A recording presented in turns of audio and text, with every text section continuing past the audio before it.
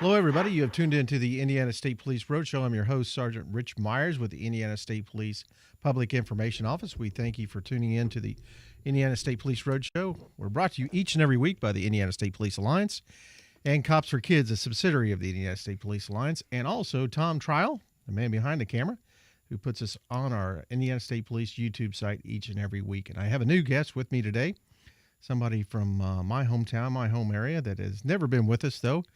Jail commander. And now, is that captain or what? Major. Major. Thank you very much. I always call you jail commander.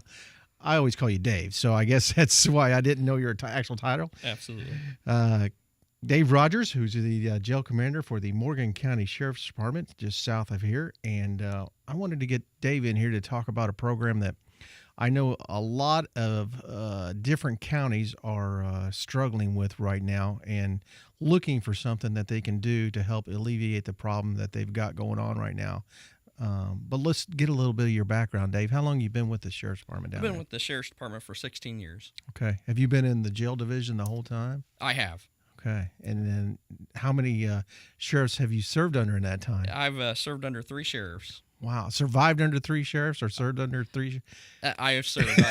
I've appreciated every sheriff I've served under. They've all been great. Yeah, they are. They've got a bunch of good guys down there, and we appreciate them letting you come up, or Sheriff Downey even letting you come up and talk to us today and talk about this program. And the program we're talking about is got RSAP. What does that stand for? Well, RSAP is or the acronym that we use for it for short, but it's the Residential Substance Abuse Program, and it's a new program that we just started in the Morgan County Jail.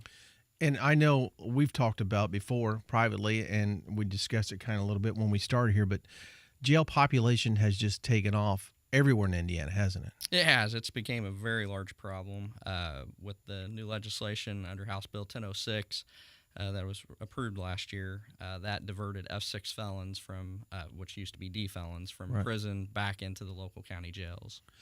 And you said you've been there 16 years. Were you in the old jail down there also? I was not. I was started in the new jail. Okay. What we call the new jail. We've added on since then. So But your population when you started, what was the average population at that time? we was right about 120 inmates. That's 16 years ago. And what are you running now? To today, we run around 360.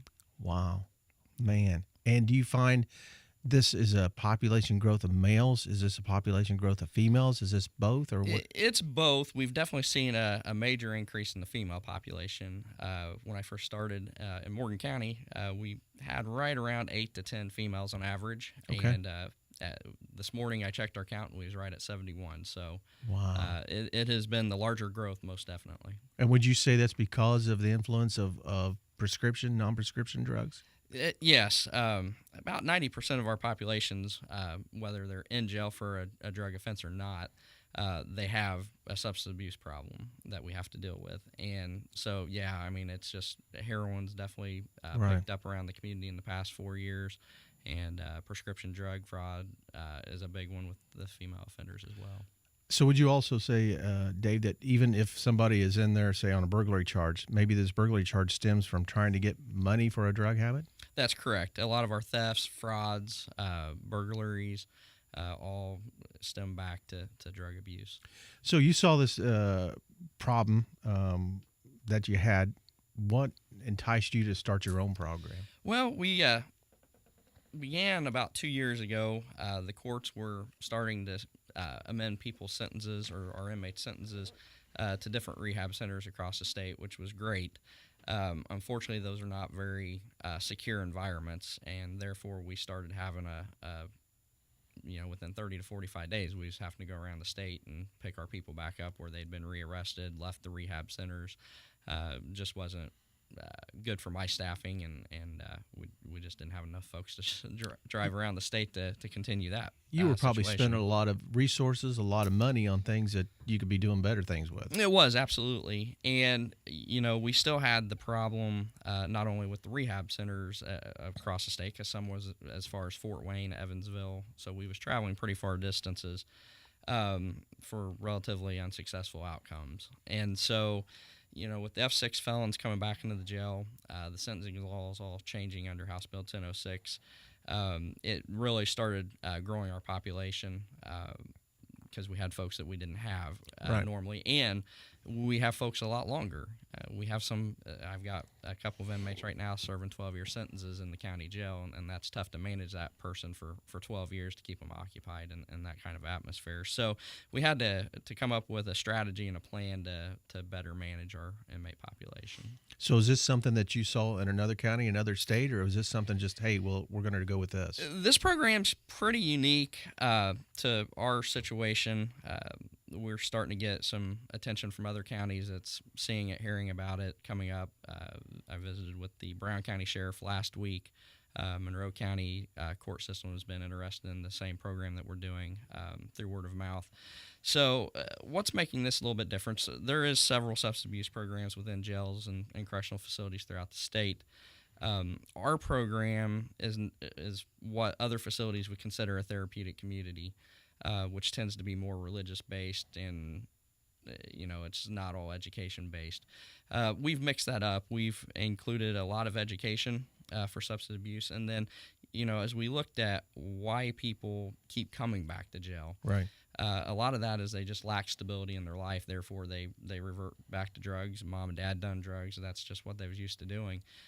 So we really need to look at a program that was going to help break that cycle as well. So Yeah. we restructured a program not only to handle substance abuse, but incorporate life skills with that. Who do you utilize in your program? How does that work out? As far as instructors, Yeah. we partnered up. This program's actually paid through a grant that the state offered. The legislation gave money out to the Department of Corrections to give out to the counties to assist with this additional load of inmates that we is receiving. And so we actually was one of the first counties last year to get approved for that grant, and we got fully funded for that. So the best part of this is local taxpayers aren't paying this. This is money that was already being spent at the Department of Corrections that was diverted back to county levels. That's excellent. I'm sure that was pleasing to your county and to your commissioners and everybody involved. Absolutely. One of the unique features of that funding was that to get the funding, you had to build partnerships because the goal was to streamline when an inmate gets out of jail, streamline the process where if they're going to home detention, probation, any other service, that those services were continued and there was no lapse in that. So we partnered up with our court system, probation department, community corrections board, the prosecutor's office, all of our local not-for-profits around the community, as well as our religious community. And so we have got a program that when an inmate leaves our facility that's participated in this program, then they have continual services with no lapse. Therefore, we keep a good grasp on them even after incarceration. And I'm sure you've seen, and that's what I hear whenever we talk to a lot of the repeat offenders. They've got to have a different atmosphere whenever they leave, or they're going to fall right back into the same. That's correct. Like I said, this program's not a time cut program. I'm not a real big time cut person. I think whatever sentence you're given by the courts, you ought to serve. It's just the manner in how we manage that, because obviously the jails are not large enough to take every sentence that a court dishes out. So this program is also unique that it's not a time cut. Very seldom is there modifications as far as the length of sentence. We've worked with our court system and prosecutor's office and came up with a sentencing program that basically someone that participates through the RSAP program, upon completion, the program lasts roughly about 90 days. Okay. But it is individually based. That's another unique factor, that it is a group of folks, but each one is looked at on their own individual situation as well. So upon getting close to completing this program, they actually work with our staff and that we fund through the grant, and come out with a discharge plan, even though they're not leaving incarceration Right. immediately. We send recommendations of home detention or work release as the next step, leaving the incarceration or the secure part of the facility, and that's based on their circumstances. So we look at each individual, figure out, number one, have we been able to get them employment, or do they already have employment to go to before they actually leave our facility? Right. Ensure that they have their medical benefits, which now under House Bill 1269, we can actually file for Medicaid before an inmate leaves the facility, so they leave With Medicaid. insurance, and they can continue their health care as well and any further treatment. So we make a determination of the situation, make sure they have a stable home to go to. If they don't or don't have stable employment, then they go to work release. Our work releases had great partnerships with a lot of the community businesses in hiring our inmates. So we work with them, work with our allies on the business side, and get jobs and start that new structure that the inmate usually is not used to having, in the stability that they're used to having. Therefore, they'll spend roughly maybe another 90 days on the home detention, the work release program. And once we know that they're pretty stable, then we'll recommend at that point in time that they actually go and finish the rest of their sentence on home detention, which works out for our home detention department as well, because they're getting a very stable person versus someone that just signed a plea agreement that got out of jail and probably will be back within 30 days. So it's a benefit to the county as a whole. We're using our resources a lot better than what we have in the past, and it's just been a great partnership that we've built. Well, again, you're listening to the Indiana State Police Roadshow, brought to you by the Indiana State Police Alliance and Cops for Kids. I'm speaking with Jail Commander Major David Rogers from the Morgan County Sheriff's Department. Dave, what is the criteria? How do you decide, okay, this person gets to participate, this one does not? Sure. We have got a couple different substance abuse programs. Obviously, with this being a 90-day program, it's more targeted toward those F6 felons that we're getting back into the county level. That's what the state's intentions was to divert them back to county levels and then deal with their substance abuse problems. So that's what this program has been designed to do. So therefore, we recommend that you have an F6 felon or above to participate. Number one, we want you to have enough time to also finish the program successfully as well, and still not only do 90 days, but have that aftercare. Right. Yeah. So we still have some court jurisdiction over the inmate. And then the other criteria is prove that you got a substance abuse problem, and we do that through criminal records, we do that through medical records. So someone just can't say I want to participate because I want to not be in jail, but they and have I'm sure to have this a is total voluntary. Also, it is. It's the inmates choose to go through it. We run 24 folks through at any given time. Male and female. Male and female. We treat both equally. They have the same exact program, different cell blocks that we keep them in, and they are separated from the general population from the jail, so they're all on their own. And it's been received very well by the inmates. It's changed our behavior. Before we would have things getting tore up, more violence in the facility. Since we've started this program, they know it's limited at any point in time to how many people can go through it, and everyone behaves very well in anticipation of getting to go through this program. Now, how many classes have you had graduate? We've had we've had one official graduating class.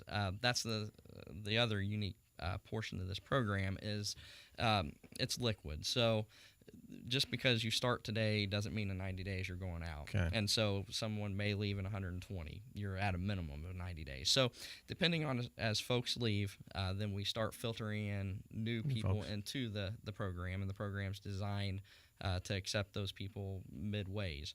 So we did have one official graduating class that was toward the beginning of this year, and I'm happy to say that we've had about an 88% success rate out of that.